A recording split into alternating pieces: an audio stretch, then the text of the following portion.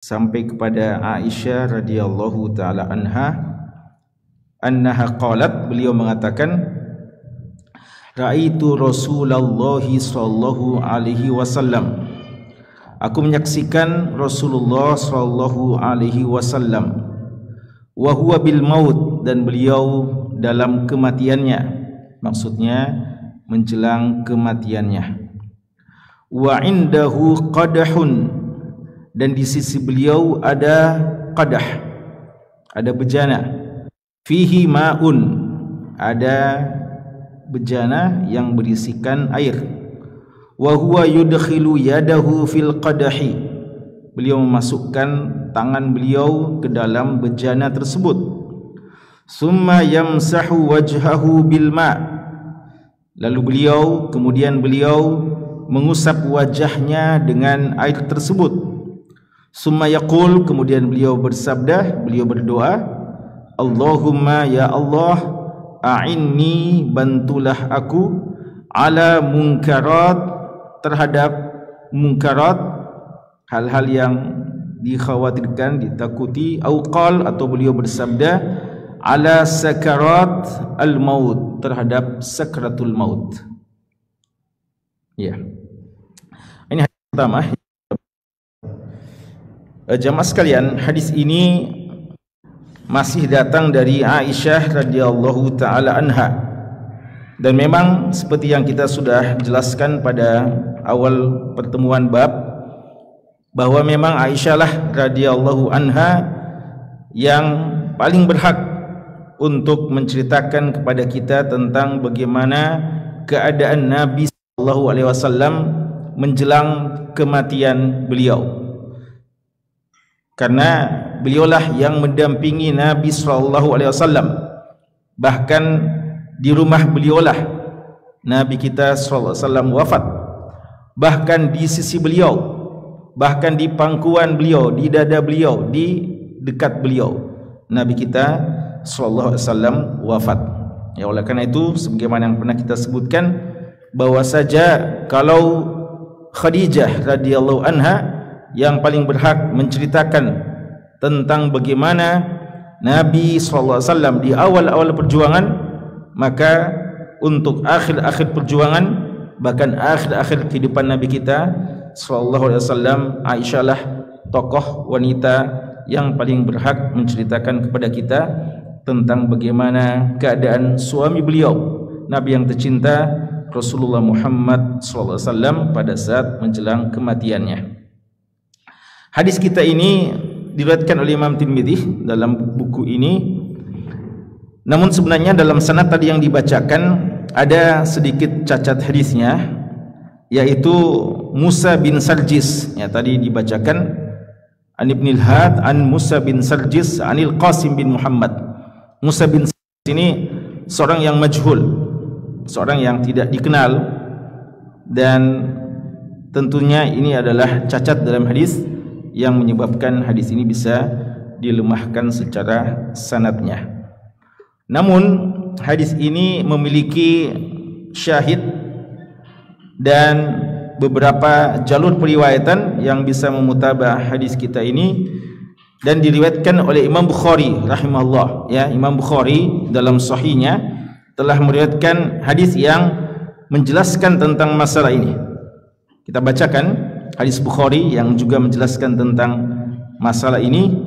Kata Aisyah radhiyallahu anha, atau Zakwan maula Aisyah radhiyallahu anhu mengatakan, annaha kanat taqul, Aisyah radhiyallahu anha berkata, inna Rasulullah sallallahu alaihi wasallam, adalah Rasulullah sallallahu alaihi wasallam, kana baina yadayhi rakwah au ulbah, di depan beliau ada rakwah, ada ulbah.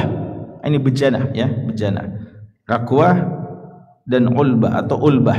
Yang sebagian ulama kita mengatakan bahwa rakwah itu dari tanah, ya, kalau ulbah dari tembikar, ya, atau kayu. Fiha ma, yang berisikan air. Ya, kalau dalam hadis tadi yang kita baca adalah qadah. Ya, semuanya dalam makna bejana. Ya, intinya ada bejana yang berisikan air di sisi Nabi SAW. Yashukku Umar, ya, perawi hadis itu ada sedikit keraguan apakah Rakhwah atau Ulbah, ya, dan ini menjelaskan bagaimana kehati-hatian mereka dalam meriwayatkan hadis, sehingga ketika ada yang agak kabur dalam ingatan mereka menyebutkan kedua kemungkinan itu. Dikatakan di sini faja'ala yudkhilu yadayhi fil ma. Nabi SAW memasukkan kedua tangannya. Ya, kalau dalam hadis kita tadi yudkhilu yadahu. Kalau di sini yudkhilu yadayhi, memasukkan kedua tangannya di dalam bejana tersebut, air tersebut. Fayamsahu bihima wajhahu.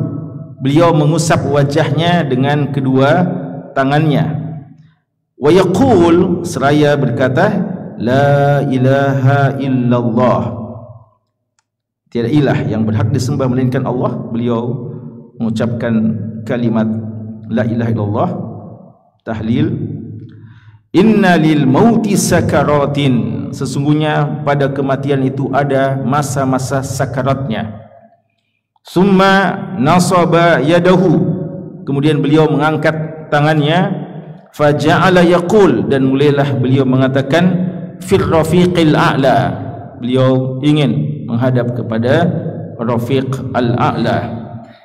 Hatta qubidha, hingga beliau itu melakukan demikian seterusnya. Hatta qubidha, hingga nyawa beliau dicabut. Wa malat yadahu, dan tangannya akhirnya miring, ya, terjatuh setelah sebelumnya beliau angkat. Ya, jemaah sekalian, hadis kita ini, ya, walaupun riwayat Tirmidzi yang asal dalam kitab ini ada kelemahannya, namun maknanya sama persis dengan riwayat Bukhari yang baru saja kita bacakan. Ada beberapa pelajaran penting terkait dengan hadis ini. Hadis ini menggambarkan tentang bagaimana masa-masa akhir dari Nabi kita sallallahu alaihi wasallam, dan bagaimana beliau, sebagaimana awal beliau menjalani dakwah perjuangan ini, beliau mendapatkan kesulitan, bahkan dalam setiap perjuangan beliau mendapatkan cobaan ujian. Ternyata menjelang kematian beliau pun beliau mendapatkan ujian yang berat di sisi Allah Subhanahu wa taala. Kematian beliau juga tidak mudah, ya, kematian beliau juga kematian yang tidak ringan. Beliau merasakan sakit yang sangat pada saat menjelang kematian beliau, dan di antaranya beliau merasakan panas sehingga beliau membutuhkan air yang beliau ambil dan usapkan ke wajah beliau untuk meminimalisir perasaan sakit beliau dan panas yang beliau derita waktu itu. Dan beliau berdoa kepada Allah di samping memperbanyak zikir, ya, inilah di antara sunnahnya memperbanyak zikir, dan utamanya adalah kalimat tahlil la ilaha illallah, karena ini yang kita harapkan kita mati di atasnya, sebagaimana kita hidup dengannya dan kita masuk ke dalam Islam dengan ucapan ini. Maka kita juga ingin mengakhiri hidup kita dengan ucapan la ilaha illallah. Dan Nabi kita sendiri sallallahu alaihi wasallam telah mengajarkan kepada kita, laqinu mautakum la ilaha illallah. Ajarkan, talqinkan orang yang menjelang meninggal, ya, orang yang menjelang meninggal, ya, bukan orang yang sudah meninggal, tapi orang yang menjelang meninggal, talqinkanlah kalimat la ilaha illallah, ya. Dan Nabi kita sendiri melakukan itu. Beliau mengucapkan la ilaha illallah, mengulang-ulanginya seraya beliau berdoa. Beliau berdoa. Apa doa beliau? Beliau berdoa untuk dimudahkan, bantu aku ya Allah menghadapi sakaratil maut. Dalam riwayat dikatakan munkaratil maut, dalam sebagian riwayat ada ghamaratil maut, ya, ghamaratil maut, sakaratil maut, dan munkaratil maut. Kesemuanya bermakna masa-masa kritis yang paling berat menjelang kematian. Munkarat dari kata-kata munkar, artinya sesuatu yang tidak dikenal, tidak disukai, sesuatu yang tidak baik, ya. Jadi beliau berdoa agar dijauhkan dari munkaratul maut atau dibantu, ya, karena beliau rasakan bagaimana beratnya kematian. Beliau berdoa agar dimudahkan dalam menghadapi munkaratul maut atau ghamaratil maut, yang sebagaimana yang datang dalam riwayat Tirmidzi lainnya, atau sakaratul maut. Dan inilah istilah sakaratul maut. Sakaratul maut, dan sakaratul maut ini beratnya kematian itu juga dirasakan oleh Nabi kita sallallahu alaihi wasallam. Ya, makanya nanti setelah ini hadis dari Aisyah radhiyallahu anha mengatakan, saya tidak peduli lagi dengan ada orang yang mudah kematiannya, ada orang yang susah kematiannya. Saya tidak peduli, karena itu bukan standar baik tidaknya seseorang, bukan standar mudah sulitnya kematiannya. Karena kalau itu jadi tolak ukurnya, jangan-jangan kita sampai meragukan tentang kualitas Nabi kita sallallahu alaihi wasallam di hadapan Allah. Padahal beliau juga merasakan sakaratul maut, beratnya kematian. Ya, beratnya kematian. Karena itu beliau mengatakan, saya tidak cemburu. Ya, nanti akan ada hadisnya setelah ini.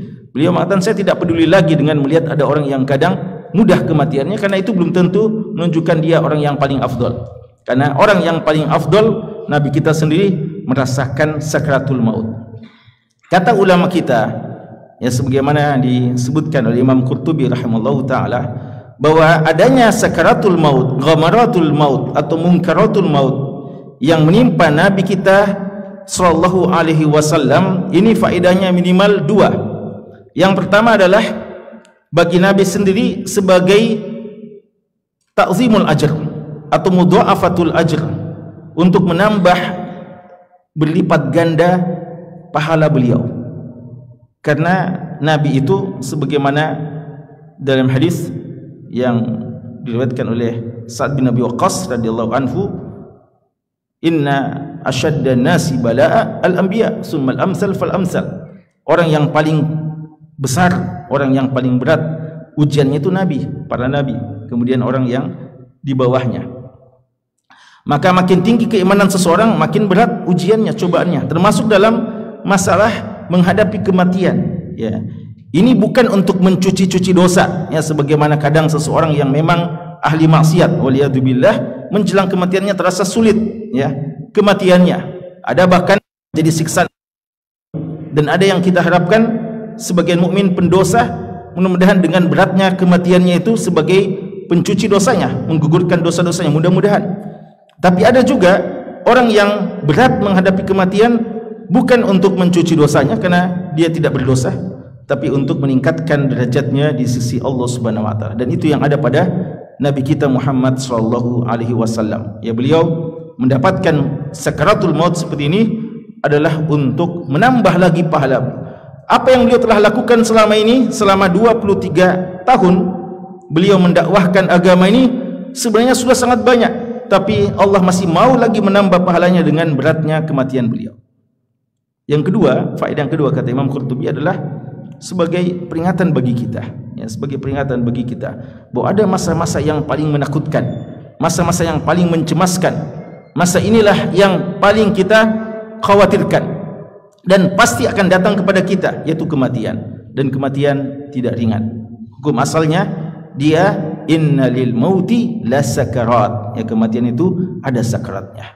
Makanya kenapa kita perlu untuk selalu mengingat masa-masa tersebut. Aksiru min dzikri hadzimil ladzat, perbanyak mengingat pemotong-pemotong kelezatan, yaitu kematian yang padanya ada sakratul maut. Ya, jadi tujuannya, faedahnya ada dua. Pertama untuk Nabi kita sendiri sallallahu alaihi wasallam, untuk menambah pundi-pundi pahala beliau, meninggikan derajat beliau. Yang kedua sebagai iktibar, pelajaran bagi kita-kita ini.